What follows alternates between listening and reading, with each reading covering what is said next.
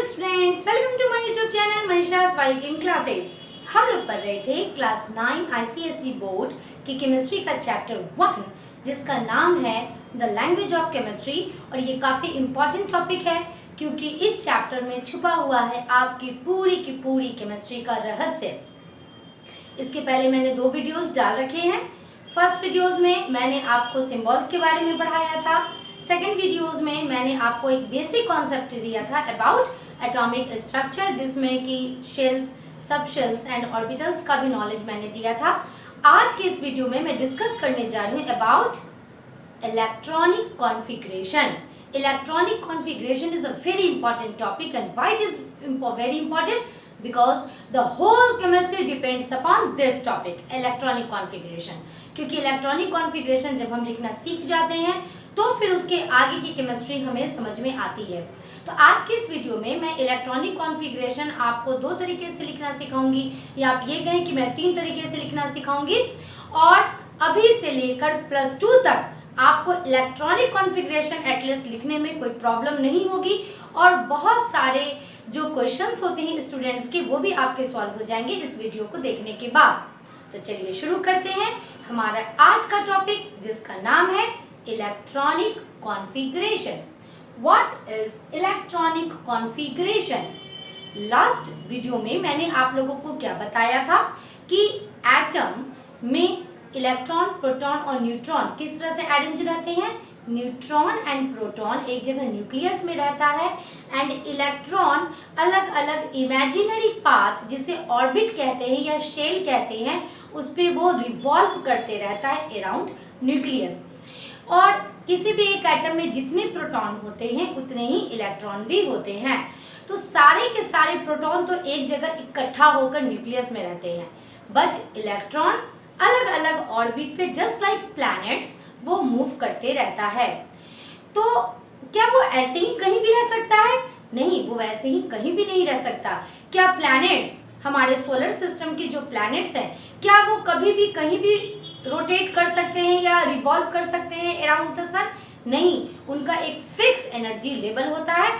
Last video में मैंने ये भी बताया था कि हर एक ऑर्बिट का या हर एक ऑर्बिट में जो इलेक्ट्रॉन है उनका एक फिक्स एनर्जी लेवल हुआ करता था। तो किस तरह से अलग अलग एनर्जी लेवल यानी K, L, M, N and so on, इसके बारे में जो मैंने आप लोगों को बताया था। तो किस तरह से इलेक्ट्रॉन्स उसमें अरेंज रहते हैं। It means arrangement of electrons in different shells of an atom is known as electronic configuration. किस प्रकार से किसी भी एटम के डिफरेंट शेल्स में इलेक्ट्रॉन्स अरेंज रहते हैं उसे ही हम कहते हैं इलेक्ट्रॉनिक कॉन्फ़िगरेशन। चूंकि हम लोगों ने शेल्स के बारे में पढ़ लिया है, हम लोगों ने सब शेल्स के बारे में पढ़ लिया है, ऑर्बिटल्स के बारे में भी पढ़ लिया है, तो इस तरह से हम लोग इलेक्ट्रॉनिक कॉन्फ़िगरेशन भी अलग अलग तरीके से लिखना सीखेंगे ताकि आपका बेसिक टू एडवांस लेवल आपका क्लियर हो जाए। चलिए शुरू करते हैं। Filling of electrons in shells, actually मैं 2 तरीके से आपको बताऊंगी, एक शेल्स एंड दूसरा मैं बताऊंगी सब शेल्स में किस तरह से फिलअप किया जाता है इलेक्ट्रॉन्स को। Filling of electrons in shells, तो शेल्स यानी K, L, M, N, O, P, these are known as shells. इसका मैंने लास्ट वीडियो में बताया था आपको। इसमें जो इलेक्ट्रॉन्स को हम लोग फील करते हैं वो 2 साइंटिस्ट ने मिलकर के बताया था कि किस तरह से फीलिंग की जाती है, किस तरह से इलेक्ट्रॉन्स डिफरेंट शेल्स में अरेंज होते हैं। वो थे बोर एंड बरी, और उन्हीं दोनों साइंटिस्ट के नाम को कंबाइन करके इस प्रिंसिपल का नाम बना बोर बरी प्रिंसिपल। एक्चुअली आईसीएसई बोर्ड में आप लोगों को इस प्रिंसिपल के बारे में नहीं पढ़ना है, बट आप जब ये भर रहे हो, जब आप KLMN में किस तरह से इलेक्ट्रॉनिक कॉन्फ़िगरेशन लिखते हो, इसके लिए इन्होंने कुछ रूल्स दिया था, वो रूल्स मैं आपको बता रही हूँ। बोर एंड बड़ी ने मिलकर क्या कहा था कि किसी भी शेल में, किसी भी shell it means K, L, M, N, इन सारे शेल्स में कितनी मैक्सिमम नंबर ऑफ इलेक्ट्रॉन्स रह सकते हैं। मैंने लास्ट वीडियो में ये भी बताया था कि हर एक सेल्स की एक कैपेसिटी होती है, अपनी एक कैपेसिटी होती है, उससे ज़्यादा इलेक्ट्रॉन वो नहीं रख सकता। बिल्कुल इसी प्रकार से यदि आपके घर में 10 लोगों को रहने की जगह है और 20 लोग आ जाएं, तो क्या वो इजिली रह सकते हैं? ठीक है, एडजस्ट कर लेना अलग बात है, बट क्या वो इजिली रह सकते हैं? नहीं रह सकते हैं। उसी प्रकार से हर एक शेल्स की अपनी कैपेसिटी होती है कि वो कितने इलेक्ट्रॉन को एकोमोडेट कर सकता है। तो ये कैपेसिटी के लिए उन दोनों साइंटिस्ट ने मिलकर एक फॉर्मूला दिया, एंड वो फॉर्मूला था 2n²। ठीक है, maximum number of electrons in a shell. कैसे हम लोग कैलकुलेट करेंगे? By using formula 2n²। यहाँ n क्या है? It is principal quantum number. ये मैंने लास्ट वीडियो में बताया था। Principal quantum number it means number of shells. ठीक है, जैसे एज फॉर एग्जाम्पल मैंने यहाँ 2 एग्जाम्पल लिखा है। के शेल के लिए n का वैल्यू क्या था? 1।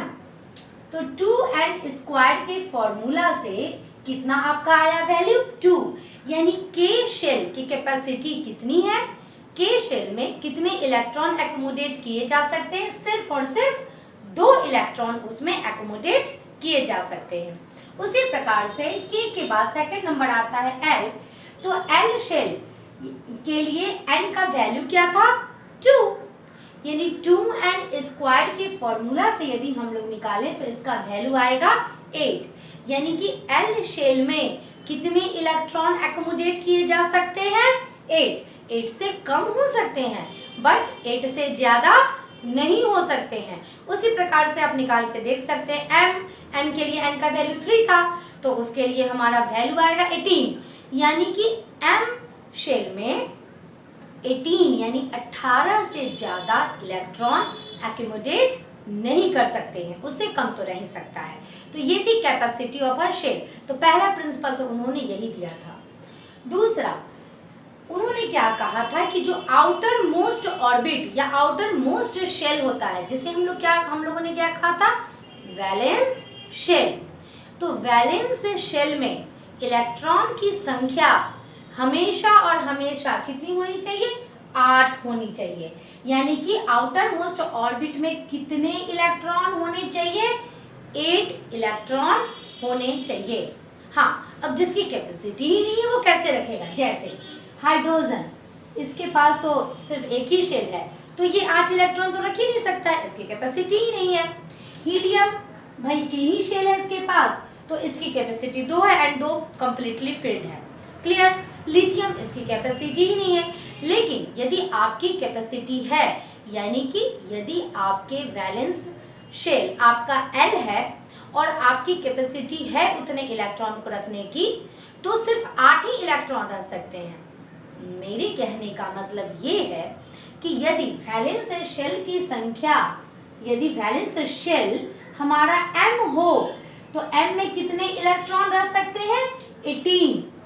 ठीक है, तो यदि कभी कोई ऐसा कंडीशन आ जाए कि m हमारा वैलेंस शेल है, उसमें 18 इलेक्ट्रॉन रह सकते हैं। अब 18 इट मीन्स 9, 10, 11, 12 कुछ भी रह सकते हैं। ठीक है, फिर भी उसमें हमेशा और हमेशा कितने इलेक्ट्रॉन रहने चाहिए? 8 इलेक्ट्रॉन रहने चाहिए। यानी वैलेंस इलेक्ट्रॉन की संख्या जब 8 होती है यानी 8 होती है, तभी कोई एलिमेंट या कोई एटम स्टेबल होता है। ये स्टेबिलिटी, उन्होंने बहुत सारे एक्सपेरिमेंट्स किए थे, उन एक्सपेरिमेंट्स के बारे में आपको अभी नहीं पढ़ना है। तो उस एक्सपेरिमेंट्स में ये निकला कि वो तभी स्टेबल होता है, और फिर आगे आप लोगों को और भी पता चलेगा कि क्यों ये रूल ज़्यादा जरूरी है। नोबेल गैसेस को देख करके क्या पता लगाया गया था। ठीक है, फिलहाल अभी आप लोगों को कॉन्सेंट्रेट किस में करना है? Maximum number of electron in a shell हम लोग कैसे निकालेंगे? 2n² से। दूसरा, आउटर मोस्ट शेल में 8 से ज्यादा इलेक्ट्रॉन नहीं रह सकता है, और इस रूल को ही हम लोग ऑक्टेट रूल भी कहते हैं। ठीक है, थर्ड उन्होंने क्या कहा था कि ये जरूरी नहीं है कि किसी एक शेल को कंप्लीटली फिल किया जाए तभी दूसरे में जाया जाए। इट मीन्स ये जरूरी नहीं है कि जब तक m कंप्लीटली फिल्ड नहीं होगा n में हम लोग नहीं जा सकते हैं। और ऐसा उन्होंने क्यों कहा था? ये जब हम लोग सब शेल्स में इलेक्ट्रॉनिक कॉन्फ़िगरेशन पढ़ेंगे तो ये हमारा अच्छे से क्लियर हो जाएगा। ठीक है, तो चलिए हम लोग शुरू करते हैं। कैसे लिखते हैं इलेक्ट्रॉनिक कॉन्फ़िगरेशन। मैंने फर्स्ट वीडियो में आप लोगों को एक होमवर्क याद करने के लिए दिया था। 1 to 20 एटॉमिक नंबर तक सीरियल वाइज आपको एलिमेंट्स के नाम एंड उसके सिंबल्स याद रखने थे। अभी तक आप लोगों ने याद रख लिया, कर लिया होगा, याद होगा आप लोगों को, और नहीं होगा तो फिर आप याद कर लीजिए, क्योंकि अब शुरू होता है हमारा खेल केमिस्ट्री का। चलिए हम लोग अब एक गेम खेलते हैं। गेम इट मीन्स की कैसे इलेक्ट्रॉनिक कॉन्फ़िगरेशन हम लोग लिखेंगे। तो ये मैंने कुछ एलिमेंट्स के नाम लिखे हैं, एक्चुअली मैंने सिंबल्स लिखे हैं, और यहाँ 1 2 यहाँ मैंने 6 8 एक्चुअली सीरियल वाइज मैंने नहीं लिखा है, ये आपका काम रहेगा, या फिर मैं नोट्स में तो नहीं दूंगी। 1 to 20 एटॉमिक नंबर तक किस तरह से इलेक्ट्रॉनिक कॉन्फ़िगरेशन लिखे जाते हैं। क्लियर ना। हाइड्रोजन जिसका एटॉमिक नंबर है 1। अब के शेल में भाई हम लोगों ने इस फॉर्मूला से क्या निकाला, K में सिर्फ 2 ही इलेक्ट्रॉन रह सकते हैं, L में 8 ही रह सकता है, M में 18 रह सकता है, और N में 32 रह सकता है। ठीक है, इस तरह से हम लोग निकालते हैं। बट जितना भी हम लोग यहाँ अभी इलेक्ट्रॉनिक कॉन्फ़िगरेशन लिखेंगे उसमें कुछ इस तरह से आएगा 2 8 8 एंड रेस्ट। जो 1 to 20 है ना, तो उसमें 2 8 इसमें भी 8 ही रहेगा। क्यों रहेगा, ये सबशेल्स में जब मैं आपको बताऊंगी, और शेल्स एंड सबशेल्स की इलेक्ट्रॉनिक कॉन्फ़िगरेशन को जब मैं रिलेट करके बताऊंगी तो आप लोगों का ये क्लियर हो जाएगा। एंड रेस्ट जो भी बचेगा वो एंड में आएगा, यानी 1 to 20 तक का इलेक्ट्रॉनिक कॉन्फ़िगरेशन मैं अभी आप लोगों को बता रही हूँ। तो हाइड्रोजन का एटॉमिक नंबर कितना है 1, यानी कि इसमें इलेक्ट्रॉन की संख्या कितनी है 1।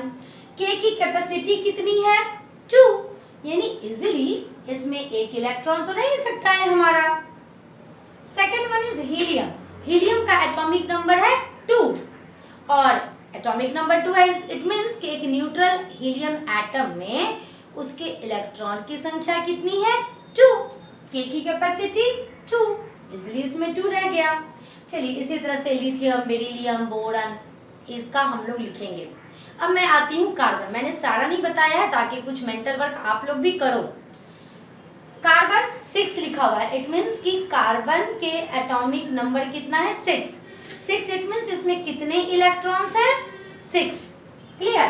तो भाई के में कितने रह सकते हैं, के की कैपेसिटी कितनी है सिर्फ 2 इलेक्ट्रॉन। भाई के को 2 ही रोटी खाने की आदत है, यानी 2 ही इलेक्ट्रॉन रखने की आदत है, उसकी कैपेसिटी ही नहीं है उससे ज्यादा, 2 इसमें रखेंगे। बचा कितना हमारा 6 - 2 कितना बचा 4। L की कैपेसिटी कितनी है 8, यानी आराम से ये 8 इलेक्ट्रॉन रख सकता है। तो भाई जो भी बचा है हमारा वो हमने इसमें डाल दिया। क्लियर। चलिए आती हूँ, उस तरह से करते करते हम लोग ऑक्सीजन बढ़ाते हैं। ठीक है, कार्बन, नाइट्रोजन, ऑक्सीजन। चलिए ऑक्सीजन का एटॉमिक नंबर 8, तो भाई के की कैपेसिटी कितनी है सिर्फ 2, एंड L की कैपेसिटी 8 है। कितना बचा हमारे पास, 8 में से मैंने 2 ले लिया, कितना बचा 6। चलिए उसी तरह से अब हम लोग आते हैं नियॉन के पास। नियॉन का एटॉमिक नंबर होता है 10, के की कैपेसिटी है 2, तो भाई मैंने 2 रखा। बचा कितना, 10 में से मैंने 2 ले लिया, कितना बचा आपके पास 8। अब भाई L की कैपेसिटी तो 8 है ही, 8 रख दिया हमने आराम से। चलिए फिर हम लोग और आगे आते हैं। सोडियम का 11, ठीक है, तो सोडियम का 11 यानी के की कैपेसिटी 2, बचा कितना हमारे पास 9। तो क्या इसमें 9 इलेक्ट्रॉन रख सकते हैं, नहीं रख सकते हैं। क्यों नहीं रख सकते हैं, क्योंकि L की कैपेसिटी सिर्फ 8 ही इलेक्ट्रॉन को रखने की है, उसके पास उतना जगह ही नहीं है कि वो 9 इलेक्ट्रॉन्स को ले सके। ठीक है, तो 8 हम लोगों ने यहाँ दे दिया, 8 + 2 10, बचा कितना 1 हमने यहाँ लिख दिया। इसी तरह से हम लोग इलेक्ट्रॉनिक कॉन्फ़िगरेशन लिखेंगे। मैग्नीशियम का 12, 2 and 8 10, बचा 2। एल्यूमिनियम का 13, तो 2 8 10 and 3 13।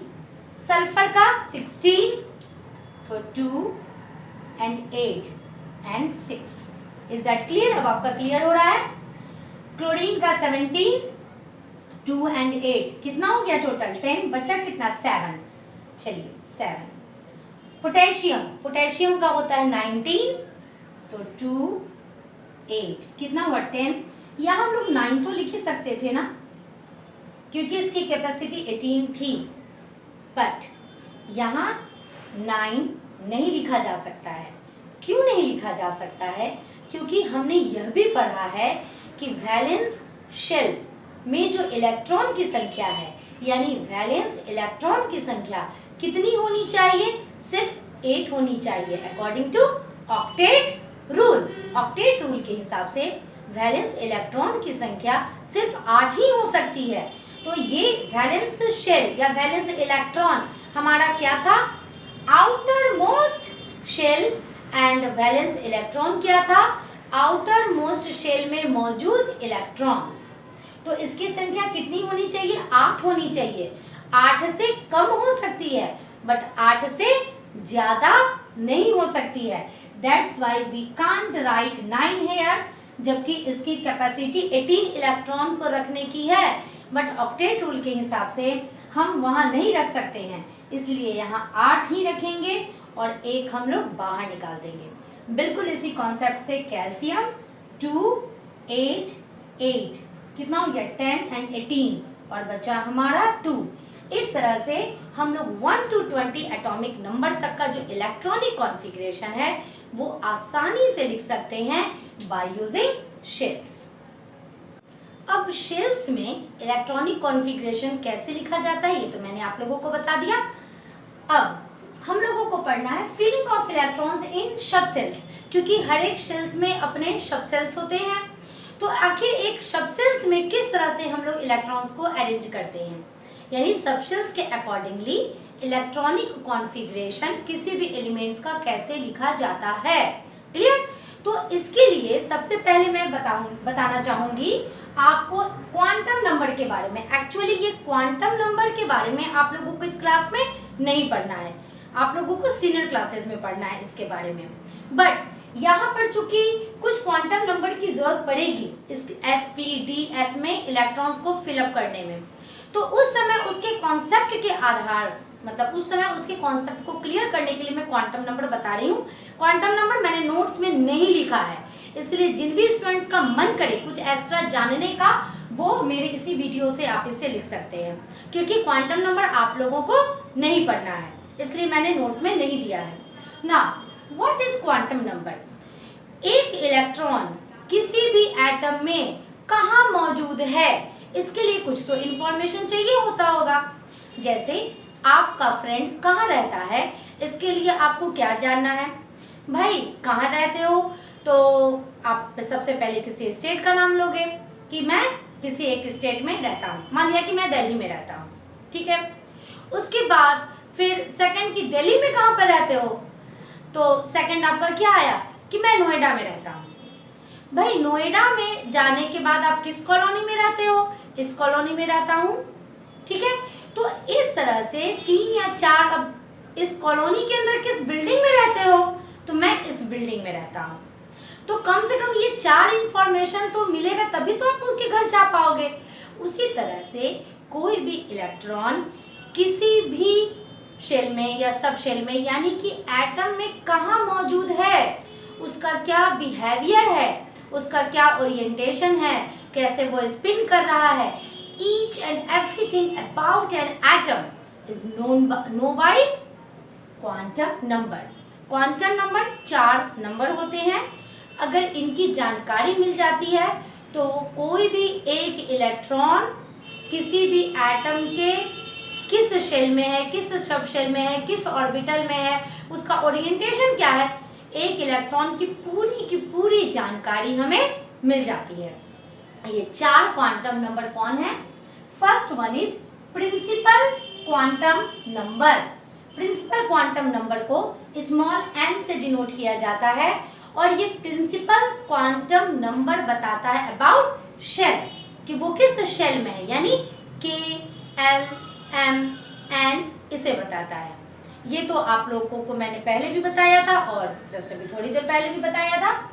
Second quantum number is azimuthal quantum number, और एजीमुथल क्वांटम नंबर को स्मॉल l से डिनोट किया जाता है, और ये क्या बताता है, ये बताता है about subshells. Subshells means S P D F। अब समझ में आ रहा है किस तरह से, यानी N ने क्या बताया भाई, K या L या M शेल में है। L के बारे में यदि हम लोगों को पता चल गया तो उससे क्या पता चलेगा कि वो इलेक्ट्रॉन S में है या P में है या D में है या F में है। Third one is magnetic quantum number. Magnetic quantum number orientation of electrons के बारे में बताता है। ओरिएंटेशन इट मीन्स इलेक्ट्रॉन कभी भी एक शांत सा यूं स्टैचू टाइप नहीं रहता है, उसमें कुछ मूवमेंट्स होते रहते हैं। किस डायरेक्शन में वो मूवमेंट हो रहा है, इसके बारे में मैग्नेटिक क्वांटम नंबर बताता है। And the fourth one is spin quantum number. Spin quantum number it means, ये मैंने लास्ट वीडियो में भी बताया था कि एक इलेक्ट्रॉन न्यूक्लियस के चारों तरफ रिवॉल्व भी करता है, साथ में वो अपने एक्सिस पर रोटेट भी करता है, जस्ट लाइक अर्थ। क्लियर? तो ये रोटेशन टू टाइप से हो सकता है, एक क्लॉकवाइज और एक एंटी क्लॉकवाइज। तो ये चीज ये बताता है। आपको फिलहाल इलेक्ट्रॉनिक कॉन्फ़िगरेशन लिखने के लिए अकॉर्डिंग टू सबशेल्स के हिसाब से कैसे इलेक्ट्रॉनिक कॉन्फ़िगरेशन लिखते हैं, उसके लिए आपके लिए इम्पोर्टेंट क्या है जानना, about principal quantum number and azimuthal quantum number. इन दोनों के बारे में थोड़ा सा आप लोगों को जानना होगा। इसके वैल्यूज के बारे में मैं बताऊंगी, क्योंकि उसी से आगे और कुछ प्रिंसिपल्स एंड लॉज निकलेंगे। मैग्नेटिक क्वांटम नंबर का कोई रोल नहीं है इलेक्ट्रॉनिक कॉन्फ़िगरेशन लिखने में, ठीक है।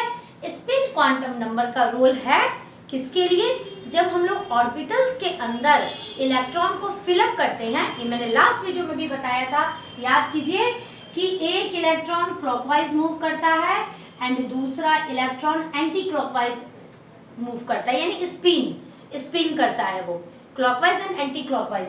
तो एक बॉक्स के अंदर हमेशा दो इलेक्ट्रॉन रहते हैं और एक क्लॉकवाइज रोटेट करते हैं, एक एंटी क्लॉकवाइज रोटेट करते हैं। ये मैंने लास्ट वीडियो में आपको बताया था। And this box is known as orbitals. Clear? तो फिलहाल अभी जो मैं इलेक्ट्रॉनिक कॉन्फ़िगरेशन लिखना बताऊंगी उसमें इन दोनों का यूज है, इसलिए इन दोनों का कुछ वैल्यूज मैं आप लोगों को बता रही हूँ। उन वैल्यूज को याद रखिएगा, बहुत आसान है। चलिए, एन चूंकि क्या डोनेट इट मीन्स कि क्या वो बताता है अबाउट शेल्स। जैसे के शेल के लिए एन का वैल्यू 1, अभी तक तो आप लोगों को इतना याद हो चुका होगा। एल के लिए एन का वैल्यू 2, एम के लिए एन का वैल्यू 3, एन के लिए एन का वैल्यू 4। तो इस तरह से नंबर ऑफ शेल्स से हमारे प्रिंसिपल क्वांटम नंबर का क्या वैल्यू है ये आप लोगों को पता हो गया, 1, 2, 3, 4 and so on. Next, value of L यानी एजीमुथल क्वांटम नंबर का वैल्यू। ये वैल्यू कैसे निकला, क्या निकला, इतना डिटेल भी आप लोगों को नहीं पढ़ना है। आप सिर्फ इस क्लास के लिए वैल्यू को याद रखिए। S P D F ये 4 सबशेल्स होते हैं और एजीमुथल क्वांटम नंबर सबशेल्स को बताता है। इसलिए S के लिए L का वैल्यू यानी एजीमुथल क्वांटम नंबर का वैल्यू होता है 0, P के लिए 1, D के लिए 2, F के लिए 3। ये वैल्यू सिर्फ आप याद रखिए ताकि आपका जो कंफ्यूजन, क्योंकि मैं कुछ क्वेश्चंस पूछने वाली हूँ इसी टॉपिक से रिलेटेड, उस वो क्वेश्चन का आंसर भी आपको खुद ब खुद मिल जाएगा। नेक्स्ट हम लोगों को जो इम्पोर्टेंट चीज पढ़ना, और ये चीज मैंने नोट्स में लिख रखा है, ठीक है। क्वांटम नंबर के बारे में मैंने नोट्स में नहीं लिखा है क्योंकि ये आप लोगों के सिलेबस में नहीं है, बट इस टॉपिक को समझने के लिए मुझे ये समझाना पड़ा। इसलिए जिस स्टूडेंट को मन करे वो मेरे वीडियो के द्वारा इसे लिख ले ना। ऑफ-बॉक्स प्रिंसिपल। अब आती है बारी कि भाई सब शेल्स में किस तरह से इलेक्ट्रॉन्स को हम लोग फिलअप करेंगे। तो ये बताने वाले जो साइंटिस्ट थे वो थे ऑफ-बॉक्स, और उन्हीं के आधार पर ये ऑफ-बॉक्स प्रिंसिपल हम लोग पढ़ेंगे। इनके प्रिंसिपल के हिसाब से orbitals are filled in order of their increasing energies. It means K से ज्यादा एनर्जी किसकी होती है, L की, L से ज्यादा M की, M से ज्यादा N की। जैसे जैसे हम लोग आउटर ऑर्बिटल्स या आउटर सेल्स में जाते हैं तो एनर्जी का लेवल बढ़ते जाता है। तो हाव-भाव के हिसाब से क्या था कि जिस तरह से एनर्जी का लेवल बढ़ते जाएगा उस हिसाब से हम लोग इलेक्ट्रॉन्स को फिलअप करेंगे। मीन्स कि जिसका लोएस्ट एनर्जी होगा, पहला इलेक्ट्रॉन का फिलिंग हम लोग कहाँ करेंगे, जिसका लोएस्ट एनर्जी रहेगा। फिर उसके बाद इससे ज्यादा एनर्जी वाले में फिलअप करेंगे, फिर उसके बाद इससे ज्यादा एनर्जी वाले में हम लोग फिलअप करेंगे। यही हाव-भाव ने कहा था कि इलेक्ट्रॉन्स यानी कि जब कोई एटम ग्राउंड स्टेट में होता है, यानी जब रिएक्शन नहीं कर रहा होता है, न्यूट्रल होता है, उस कंडीशन में orbitals are filled in order of their increasing energy. जैसे जैसे एनर्जी इंक्रीज करेगी वैसे वैसे हम लोग इलेक्ट्रॉन्स को फिलअप करेंगे। ये पॉइंट आपका क्लियर हुआ ना। अब हम लोग आते हैं KLMNO। चूंकि मैंने ये भी कहा था कि मैं सेल्स और सबसेल्स के रिलेशन में आप लोगों को सारा कुछ बताऊंगी। के लिए n का वैल्यू होता है 1 और इसमें सिर्फ s ऑर्बिटल ही होता है, इसीलिए k में कितना है, सिर्फ 1s है। L में n का वैल्यू होता है 2 और इसमें s एंड p ये दोनों रहते हैं। ये मैंने लास्ट वीडियो में आप लोगों का क्लियर कर दिया था। तो उन्होंने एक डायग्राम दिया था और ये इतना यूजफुल डायग्राम है बच्चे कि इसे एक बार आप याद रख लो या बनाना सीख लो तो आप पूरे पीरियोडिक टेबल में जितना भी एलिमेंट्स है उन सब के इलेक्ट्रॉनिक कॉन्फ़िगरेशन को खुद लिख सकते हो, आपको याद करने की जरूरत नहीं पड़ेगी ना। तो 1s, उसके नीचे s को s के नीचे लिखेंगे 1 2 3 4 5, देन p के नीचे p को लिखेंगे 2 3 4 5, ठीक है, एंड d के नीचे d, f के नीचे f। k में सिर्फ s रहता है, l में s एंड p दोनों रहता है, m में s p d तीनों रहता है, n में s p d f चारों रहता है, o में s p d f, ठीक है, इतना तो रहता है। अब g h उतना की जरूरत नहीं पड़ती है हमें ना। अब देखिए ये जो मैंने एरो बनाया है, इस एरो को आप ध्यान से देखिए और किस तरह से ये एरो चलेगा इसे भी आप ध्यान से देखिए और इसका क्या रिजल्ट निकलेगा ये भी आपको पता चलेगा। जब हम लोग इलेक्ट्रॉनिक कॉन्फ़िगरेशन लिखना शुरू करते हैं SPDF में तो किस तरह से चलते हैं, सबसे पहले लिखा जाएगा 1s, देन बैक जाएंगे हम लोग, फिर 2s, देन बैक जाएंगे, फिर 2p, then 3s, then 3p and 4s, फिर बैक जाएंगे, फिर 3d, 4p, 5s, then 4d, 5p, then 4f, 5d and then 5f। इसी को सीरियल वाइज मैंने ऐसे लिखा है, क्लियर। मैं बताती हूँ, यहाँ दिख रहा है आप लोगों को ना। 1s, 2s, 2p, 3s, 3p, 4s, 3d, 4p, 5s, 4d, 5p and f। यहाँ 1 क्या डिनोट कर रहा है, k, 2 क्या डिनोट कर रहा है, l, 3 क्या डिनोट कर रहा है, m, 4 क्या डिनोट कर रहा है, n एंड 5 क्या डिनोट कर रहा है, o एंड सो ऑन। इस तरह से हम लोग लिखते हैं। ये आपका क्लियर हुआ ना। मैंने क्या कहा या हाव-भाव ने क्या कहा कि जिसकी एनर्जी लेवल कम होती है उसमें पहले इलेक्ट्रॉन भरा जाता है और जिसका एनर्जी लेवल हाई होता है उसमें बाद में इलेक्ट्रॉन फिलअप किया जाता है। तो यानी कि 1 वाले की एनर्जी लेवल लो है, पहला इलेक्ट्रॉन 1 वाले में भराएगा, देन फिर 2 वाले में भरा जाएगा, फिर 3 वाले में भरा जाएगा, देन 4 वाले में, देन 5 वाले में। ये आपका टॉपिक क्लियर हुआ ना। तो चलिए 1s के बाद 2s एंड देन 2p, यहाँ तक तो सही है। फिर 3s, 3p, अरे ये क्या, बीच में देखिए आ गया 4s, ठीक है, बीच में आ गया 4s, जबकि 3 वाले को एक साथ रहना चाहिए था। यहाँ 4p और 4d के बीच में आ गया 5s, जबकि 4 वाले को तो एक साथ रहना चाहिए था। ऐसा क्यों हुआ, यही मेरा प्रश्न है आप लोगों से, और अब मैं ही खुद आंसर दूंगी आप लोगों को इसका, क्योंकि आप लोगों ने अभी तक इसे नहीं पढ़ा। ये कंफ्यूजन है, बहुत सारे बच्चों ने मुझे ऐसा क्वेश्चन पूछा है, इसलिए मैंने भी आप लोगों से पूछा कि आखिर ऐसा क्यों हुआ। एक्चुअली होता क्या है कि जब हम लोग हायर एटॉमिक नंबर वाले एलिमेंट्स के एटम की स्टडी करते हैं तो क्या पाते हैं कि वहां पर जाने के बाद बहुत सारे शेल्स एंड सबशेल्स आने लगते हैं। शेल्स तो चलिए एक डेफिनिट पैटर्न होता है, एक डेफिनिट स्ट्रक्चर होता है, बट जो सबशेल्स होते हैं ना, जब सबशेल्स के स्ट्रक्चर की आप स्टडी करोगे ना तो काफी कॉम्प्लिकेटेड स्ट्रक्चर होने लगता है उस सबशेल्स एंड ऑर्बिटल्स का। वहां पर जाकर के सारे ओवरलैप करने लगते हैं, क्योंकि एनर्जी का जो लेवल होता है वो काफी अप्स एंड डाउन्स होता है। और ये एनर्जी का लेवल को बताने के लिए एक रूल बताया गया है, N+L रूल। ये भी आप लोगों के सिलेबस में नहीं है, सिर्फ इसके कॉन्सेप्ट को क्लियर करने के लिए मैं आपको बता रही हूँ। इसलिए यदि किसी बच्चे का मन करे तो आप इसे भी मेरे वीडियो से उतार सकते हैं। आप वो प्रिंसिपल मैंने लिखा है, क्योंकि डायरेक्टली इसका इलेक्ट्रॉनिक कॉन्फ़िगरेशन लिखा जाता है इसके द्वारा। मगर कुछ बच्चों ने मुझे इस तरह का क्वेश्चन पूछा कि क्यों 3 वाला एक साथ नहीं आया, क्यों जिसका एनर्जी ज़्यादा था वो कम एनर्जी वाले के बीच में आ गया, कैसे एनर्जी का लेवल निकाला जाता है। ठीक है, तो इसी के लिए मैं ये रूल बता रही हूँ। N principal quantum number and L azimuthal quantum number. चलिए अब हम लोग वैल्यू फाइंड आउट करते हैं कि किसके पास कितनी एनर्जी है, फिर आपका ये क्लियरिफाई हो जाएगा।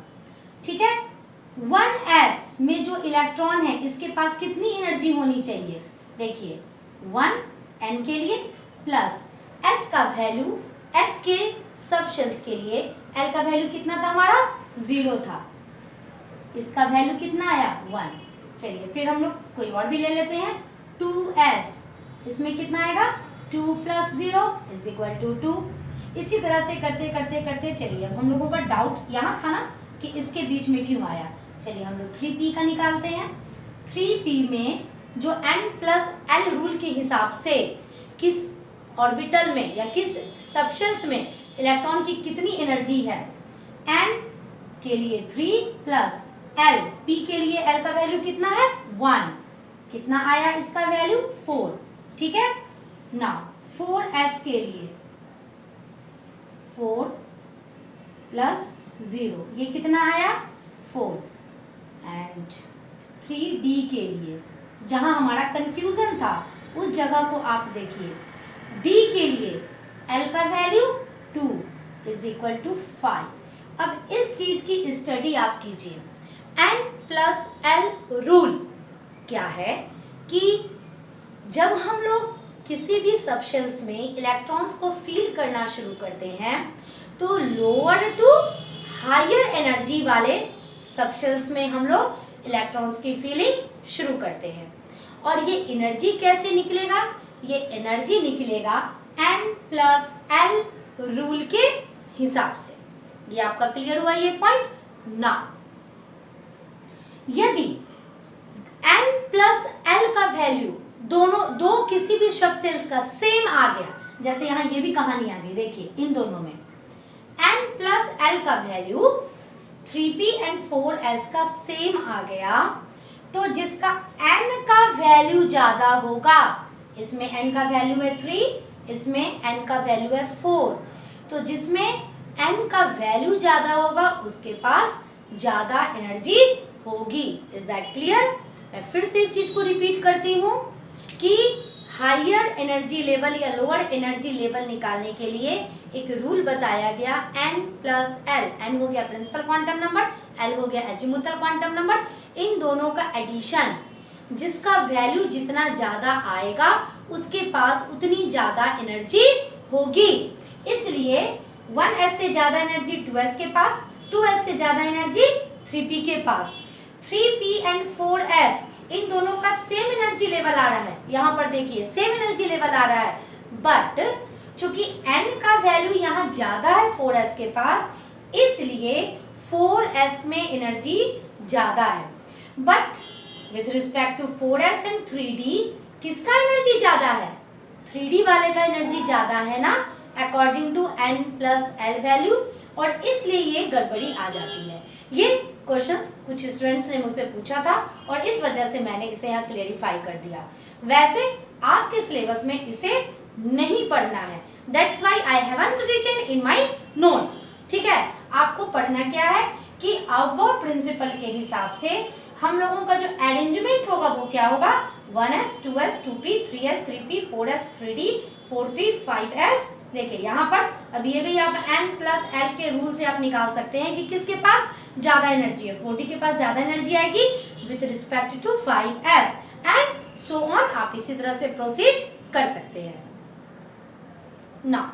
अब प्रिंसिपल के आधार पर चलिए हम लोग कुछ एग्जांपल्स पढ़ लेते हैं ताकि सारे क्वेश्चंस के आंसर को हम लोग आसानी से सॉल्व कर सकें। ठीक है, अब प्रिंसिपल का जो रिजल्ट था वो क्या था, 1s 2s 2p 3s 3p 4s 3d 4p 5s and so on. ये अबव का जो प्रिंसिपल मैंने बताया था उसके आधार पे मैंने रिजल्ट जो लिखा था वही है।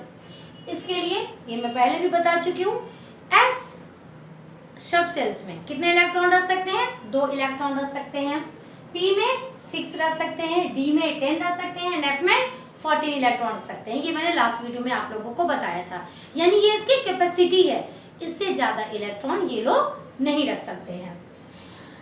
तो अब उसके आधार पर हम लोग एग्जांपल्स, और इस एग्जांपल्स को अच्छे से देखिए क्योंकि इस एग्जांपल के आधार पर मैं के एल एम एन का जो रिलेशनशिप मैं आपको पहले भी बता चुकी हूँ एसपीडीएफ के साथ कैसा है, साथ में किस तरह से नोबल गैसेस के इलेक्ट्रॉनिक कॉन्फ़िगरेशन को भी यूज करके हम लोग इलेक्ट्रॉनिक कॉन्फ़िगरेशन लिख सकते हैं। यानी कि अब हम लोग इलेक्ट्रॉनिक कॉन्फ़िगरेशन लिखना सीख रहे हैं हायर लेवल का। हाइड्रोजन मैंने सारे एलिमेंट्स नहीं लिखे हैं, कुछ मैंने लिखे हैं, बाकी आप अपने प्रैक्टिस को कर लोगे।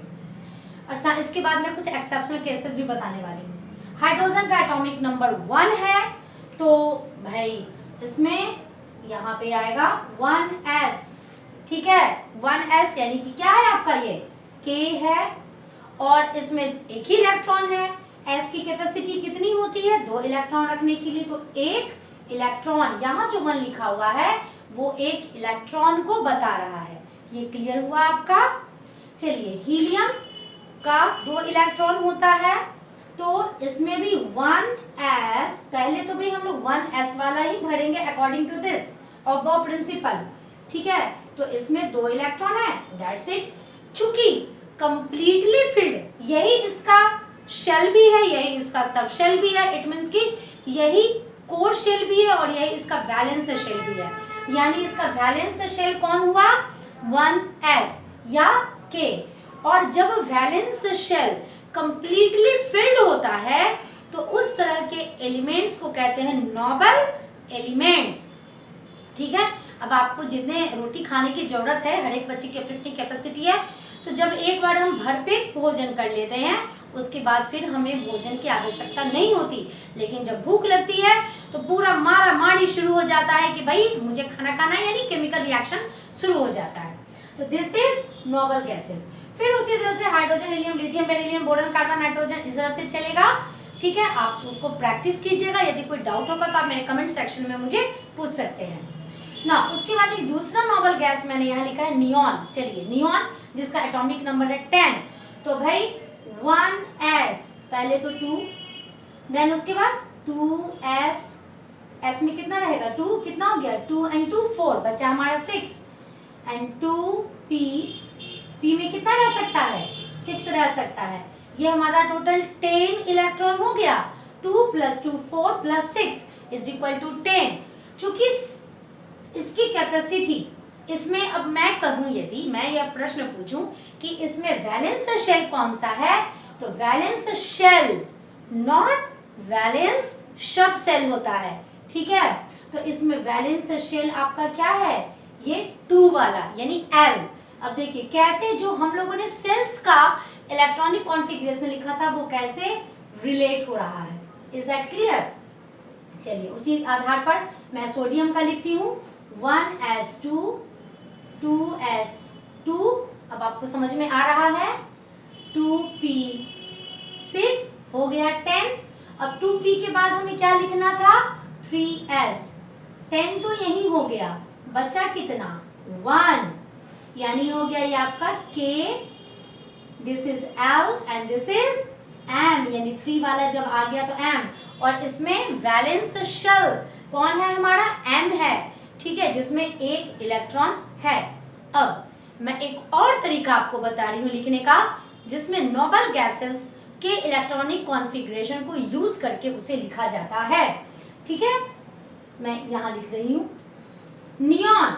नियॉन का एटॉमिक नंबर कितना था? 10। क्लियर? और ये नोबल गैसेस है, तो हम लोग इसे यहाँ पर ऐसे भी लिख सकते हैं। इस 10 की जगह देखिए ये इलेक्ट्रॉनिक कॉन्फ़िगरेशन एंड ये इलेक्ट्रॉनिक कॉन्फ़िगरेशन दोनों रिसेम्बल है, दोनों सेम है। इसे ऐसे भी लिखा जा सकता है, नियॉन, इसका भाई कितना है? 10 है, बचा कितना? 3s1। देखिए किस तरह से 3 तरीके से मैंने आप लोगों को इलेक्ट्रॉनिक कॉन्फ़िगरेशन लिखना बताया। ये समझ में आ गया आपको? चलिए और क्लियर होगा। एल्यूमिनियम, एल्यूमिनियम का पहले हम लोग साधारण तरीके से लिख ले अब प्रिंसिपल के हिसाब से। 1s2, 2s2, 2p6, 3s, s में कितना रह सकता है? 2, कितना बचा? 2 + 2 4, 4 + 6 10, ठीक है, एंड देन 10 + 2 12, एंड आपको कितना लिखना है? 13। s की कैपेसिटी इतना ही है, देन 3p1। ये तो आपको समझ में आ गया होगा। अब मैं जो रिलेट कर रही थी नोबल गैसेस के लिए, इसका नजदीकी नोबल गैस हमारा नियॉन है। ठीक है, तो नियॉन में 10 इलेक्ट्रॉन है, तो 10 इलेक्ट्रॉन वाला जो इलेक्ट्रॉनिक कॉन्फ़िगरेशन है वो हम यहाँ से ले सकते हैं। ठीक है, इसकी जगह हम लोग ये लिख सकते हैं नियॉन, क्योंकि इसमें 10 इलेक्ट्रॉन है। Is that clear? बचा कितना? 3s2, 3p1। एंड आपको जब इलेक्ट्रॉनिक कॉन्फ़िगरेशन लिखने आएगा, वैसे आप अपने इस क्लास में सिर्फ ये वाला वैल्यू लिखिएगा, ठीक है, ये नहीं लिखिएगा, मैं कुछ एक्स्ट्रा बता दे रही हूँ। तो कैसे ये आता है वो समझ में आ गया। अब ना थर्ड जो हमारा नोबल गैसेस है वो होता है आर्गन। आर्गन का एटॉमिक नंबर होता है 18, और 18 1s2, 2s2, 2p6, 3s2, 3p6, कितना हो गया? 18 आ गया। ये तो क्लियर है। पोटेशियम, पोटेशियम के लिए हमारा वही सेम आ जाएगा, 1s2, 2s2, 2p6, 3s2, 3p6। भाई ये तो कंप्लीटली फिल्ड है, कितना बचा? 1 ना। 3p के बाद हमें क्या लिखना है? 4s, then it is 4s1। अब आप याद कीजिए कि आपका जो शेल वाला इलेक्ट्रॉनिक कॉन्फ़िगरेशन था उसमें पोटेशियम का वैलेंस कितना था? शेल n था जिसमें 1 इलेक्ट्रॉन थे, याद कीजिए उसे। 2 8 8 1, 2 8 8 1। किस तरह से शेल और सबशेल्स आपस में रिलेटेड है। क्लियर? कैल्शियम का 20। हाँ, अब देखिए आप इसे कैसे लिख सकते हैं? 18 के लिए तो आप आर्गन लिख सकते हो ना, क्योंकि इसका नजदीकी नोबल गैस आर्गन है, एंड देन 4s1। इस तरह से भी इलेक्ट्रॉनिक कॉन्फ़िगरेशन लिखा जा सकता है। तो यदि कभी आपके सामने कुछ इस तरह का है तो आप कंफ्यूज नहीं होइएगा, ठीक है, वो सेम यही चीज होता है। कैल्शियम का 20, चलिए लिखिए 2p6, 3s2, 3p6, 18 तो हमारा आ ही गया, एंड 4s2 कैसे आया? 2 8 8 2, जो हमने शेल्स एंड सबशेल्स का लिखा था। तो जो शेल्स वाला हमने इलेक्ट्रॉनिक कॉन्फ़िगरेशन लिखा था वो इजी होता है 1 to 20 एटॉमिक नंबर के एलिमेंट्स को लिखने के लिए। यदि उससे ज्यादा आ जाए तो फिर दिक्कत आने लगती है, तब हम लोगों को ये वाला रूल हमेशा अप्लाई करना चाहिए। चलिए 25 बनाइए, 2s2, 2p6, 3s2, 3p6, 4s2। भाई 20 तक तो हो गया, एंड वी हैव 5, तो 4s2, एंड देन उसके बाद आपको क्या लिखना है? 3d, कितना बचा? 5, and this is the electronic configuration of manganese. Iron का क्या होगा? 1s2, 2s2, अब आपको समझ में आ रहा है, 2p6, 3s2, 3p6, 4s2, 3d। d की कैपेसिटी कितनी होती है? 10। भाई हमारे पास तो सिर्फ एक ही एक्स्ट्रा हुआ ना, 6 and this is the electronic configuration of iron. Now एक क्वेश्चन जिसका जवाब आपको देना है। मैंने इन सब में बताया कि वैलेंस शेल कौन सा है, ठीक है। अब जो बाहर वाला है वही वैलेंस शेल रहेगा ना। आपका क्वेश्चन ये है और कमेंट सेक्शन में मुझे आप आंसर लिखिएगा कि आयरन का वैलेंस शेल कौन सा होगा। अब हम लोग यहाँ दो एक्सेप्शनल केसेस पढ़ने जा रहे हैं।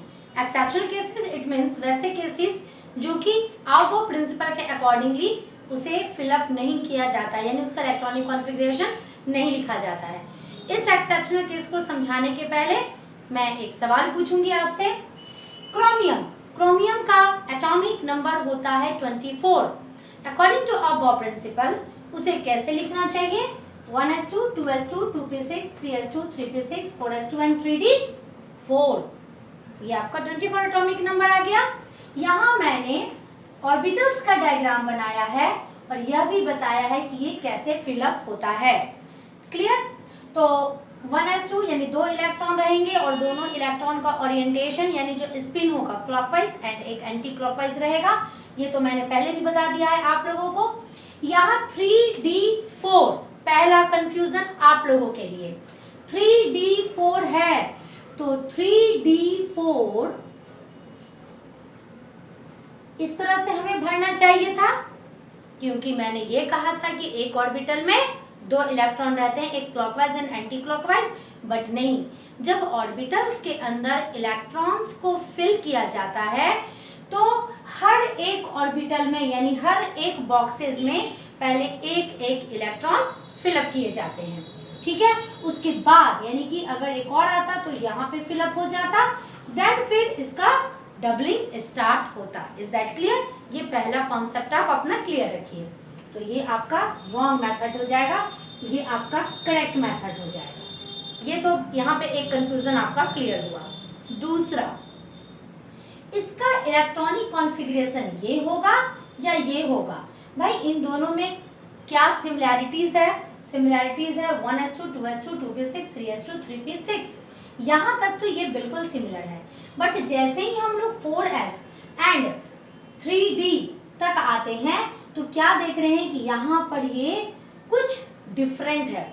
अब ये इलेक्ट्रॉनिक कॉन्फ़िगरेशन होगा हमारा करेक्ट या ये इलेक्ट्रॉनिक कॉन्फ़िगरेशन होगा हमारा करेक्ट? तो सेकंड वन इज करेक्ट। यानी एग्जाम में यदि आपका क्रोमियम का इलेक्ट्रॉनिक कॉन्फ़िगरेशन लिखने आया, आपने ऐसा लिख दिया तो वो टोटली गलत हो जाने वाला है। सही क्या है? ये है। ऐसा क्यों? इसके लिए एक कॉन्सेप्ट आप अपना याद रखिए कि half filled and full filled are stable. कोई भी एटम स्टेबल होना चाहता है, स्टेबल रहना चाहता है, ठीक है। तो यदि उसके इलेक्ट्रॉनिक कॉन्फ़िगरेशन में उसका ऑर्बिटल्स यदि हाफ फिल्ड हो या फुल फिल्ड हो, यानी सिमेट्रिकल रहना चाहिए, सिमेट्री आनी चाहिए, एक जैसे वो दिखने चाहिए, उस तरह का जो एटम है वो ज़्यादा स्टेबल होता है। तो अपनी स्टेबिलिटी को मेंटेन करने के लिए कुछ एलिमेंट्स एक्सेप्शनल केसेस में आ जाते हैं। क्रोमियम भी क्या करता है भाई, यहाँ पे 4 ही इलेक्ट्रॉन है, इसका एक बॉक्स खाली रह जाता है और यहाँ पर 4s2 एक्चुअली एनर्जी लेवल यदि थोड़ा सा आसपास रहे तो इलेक्ट्रॉन्स जंप कर सकते हैं एक शेल से, नॉट शेल, एक ऑर्बिटल से दूसरे ऑर्बिटल में वो इजीली वो ओवर एक्सचेंज कर सकते हैं अपने ऑर्बिटल्स को, वो जंप कर सकते हैं। क्योंकि 4s एंड 3d इसका एनर्जी लेवल बहुत ही, उसका डिफरेंसेस बहुत ही कम होता है, इसलिए एक दूसरे में वो आना जाना कर सकते हैं।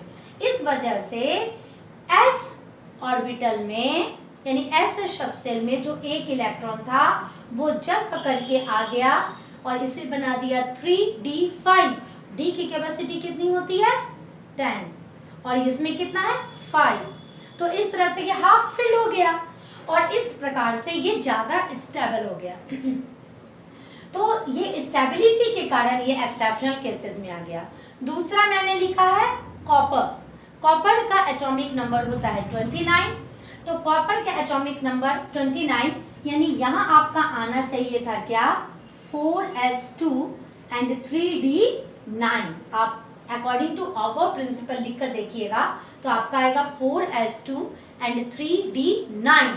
ठीक है, तो लेकिन अपनी स्टेबिलिटी को मेंटेन करने के लिए ताकि फुल फील्ड या हाफ फील्ड स्टेबल रहे, ये क्या करता है कि जो s सबसेल्स है उसका एक इलेक्ट्रॉन जंप करके डी वाले में चला आता है और उसे कंप्लीटली फिल्ड कर देता है। इस तरह से ये ज़्यादा स्टेबल हो जाता है। तो आज के इस वीडियो में मैंने आपको बताया डिटेल अबाउट इलेक्ट्रॉनिक कॉन्फ़िगरेशन। मेरे आज के वीडियो में ही आपको इस चैप्टर का फुल नोट्स मिल जाएगा। सॉरी, नॉट फुल नोट्स, ये जो मेरा कुछ, मैं इस पूरे चैप्टर का 2 नोट्स डालूंगी अलग अलग, क्योंकि ये थोड़ा सा काफ़ी बड़ा चैप्टर है तो इसका 2 नोट्स डालूंगी। तो कुछ वीडियोस तक के जो नोट्स है मैं अभी डाल दूंगी and then after half notes मैं बाद में डालूंगी। यानी आपका एक्सरसाइज 1A तक का जो नोट्स है वो आपको आज के वीडियो के डिस्क्रिप्शन बॉक्स में मिल जाएगा। ना आज के लिए इतना ही, मिलती हूँ नेक्स्ट वीडियो में नेक्स्ट टॉपिक के साथ। Till then bye.